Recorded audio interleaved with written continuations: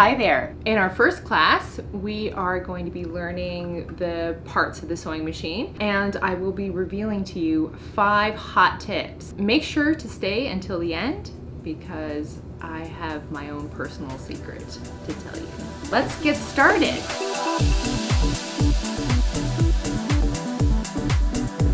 So this is my fashion studio. My name is Farron. Okay, let's get on to the kit, shall we? These are pretty secret tips here. This is what I have in my kit as a designer and as a tailor. I like to bring these special things on location. If I'm going anywhere, if I'm doing some tailoring, I like to carry these few things into my kit. Number 1, thread. There are many types of thread and thread gauges. So I would say that your Tex 27 is your most basic and the one that you will be using every day, I would say. But if you want to do anything like with a thicker fabric or upholstery or anything like that, then I would say a Tex 40 or a Tex 45. If you want to do like a heavy top stitching thread, for example, on denim, I would suggest doing a Tex 80. Your tape measure. Every tailor, every seamstress has to have a tape measure. Your clippers, you have your clippers there. Your quick guide for measuring here, this little ruler, super handy. Your chalk pencil, another piece of chalk or wax. I will show you a bit later what the difference is between chalk and wax, and I have a little secret for you. Okay, that was the thimble. This little screwdriver is more so for your machine and not really for the kit. I have a seam ripper, so this is really good for ripping all of those mistakes that you do when you're beginning, because I have made a lot of mistakes. I usually use these clippers though. I kind of hate this, so really, just throw it away. Oh, this thing! This is a loop turner, okay? This thing is really cool. What can it possibly do? But let me tell you in the next video. The scissors! It's maybe the size of my arm. Can you see that? Tip number 1 is really just what you saw at the beginning. Do not wear high heels while sewing. We suggest you wear something that you can really feel the pedal, because you know, if you're wearing high heels, you can just speed like crazy on this thing. It's just, it gets a little out of hand, okay? So trust me on this, wear some flat shoes. Okay, this is tip number 2, fabric scissors, okay? You guys, you need really good fabric scissors. Check those out.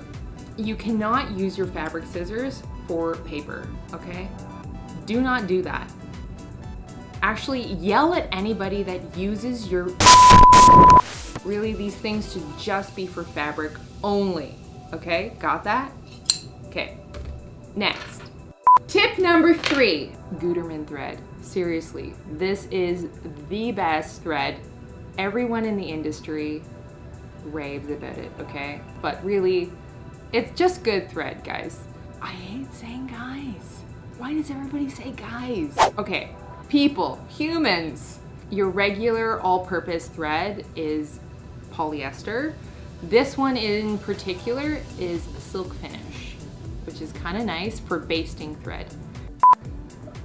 Tip number 4 is your needles for your machine. Okay, very important. You have to match your needle to the work that you're going to be working on.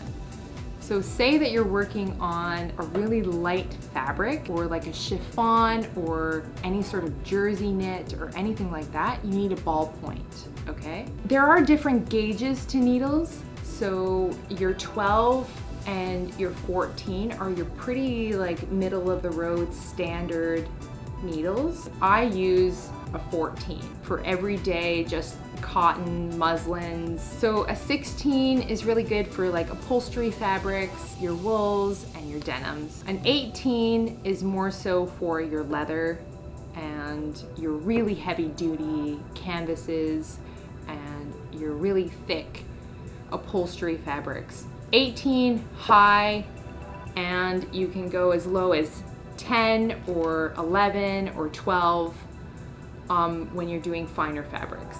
Low gauge, finer fabrics. Higher gauge, bigger, thicker fabrics. Got it? Easy. Also, I would have to say, tip number 4 for the needle is putting in your needle correctly. Especially for industrial machines, there is a specific way that you have to place the needle in the machine. You'll see that on the left side of the needle, if you run your finger down the left side of the needle, there is a bit of a groove. And on the right side, as you can see, there is a bit of a scoop. Looks like a spoon or scoop has really, taken a bite out of the side there. If your needle is placed incorrectly, it won't go down into the bobbin to pick up the thread properly, or it'll start bunching up, or you'll break a needle. Okay, number 5, chalk.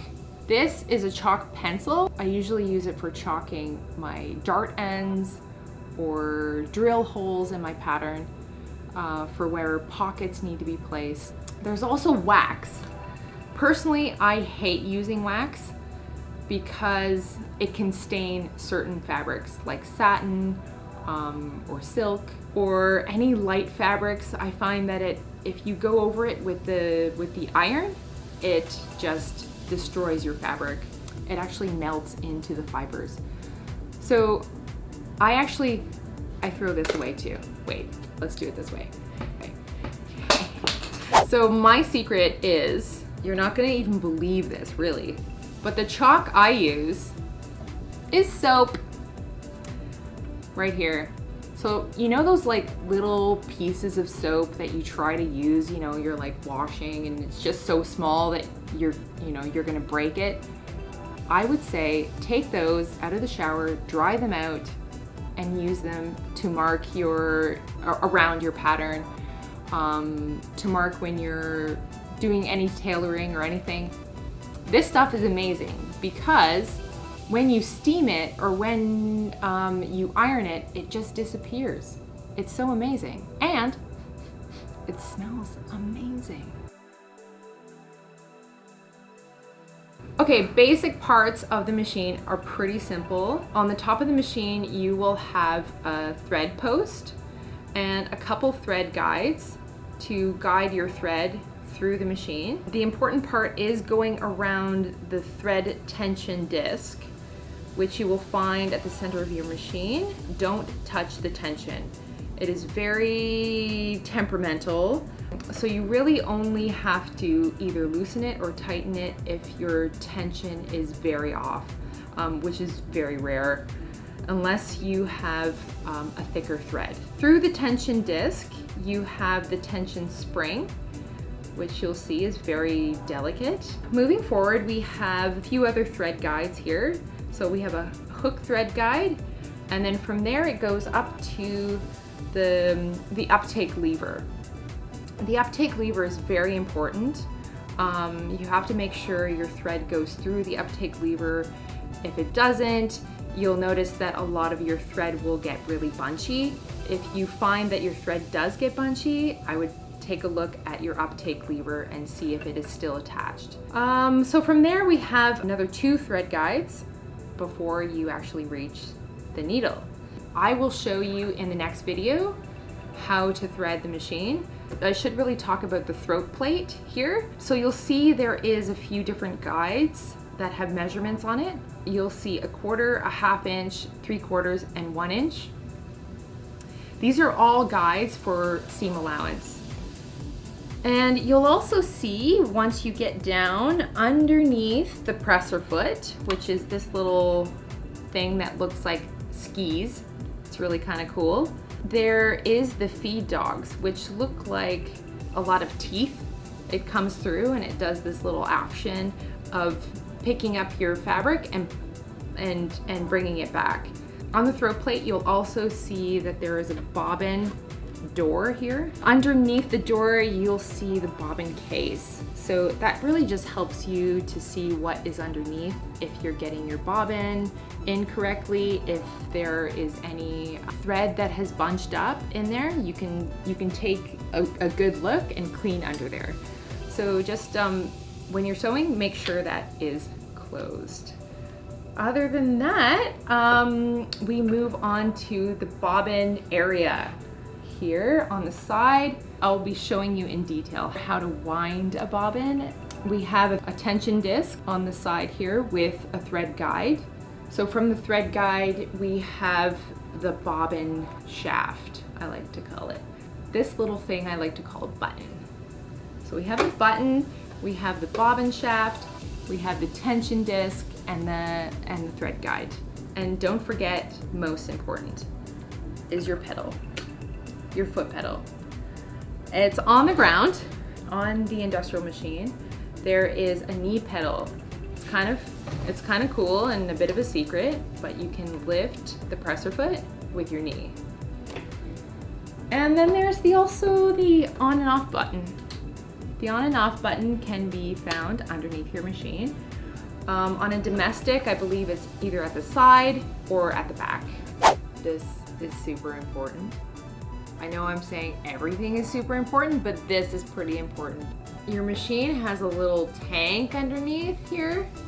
If you lift it up, you'll see that there's a low and a high level. It should always be somewhat in the middle, okay? You don't want it low, you don't want it super high, you want it right in that sweet spot. So fill it up. Okay, because you stayed until the last possible minute here, I have a bonus tip. Whoa! Bonus tip, goggles or any sort of glasses that can protect your eyes. I'm not kidding. These things have saved me from getting needles in my eyes. So bonus tip, glasses. Cool glasses, ideally. So our next video, get ready for this. We're gonna actually be threading this thing, and you're gonna get to know more about the parts very intimately. So stay tuned for more, and don't forget to subscribe down there, you know, down there, or there, or there, I don't know. Thank you for watching. This is Farron, your fashion guru, signing off. Ciao.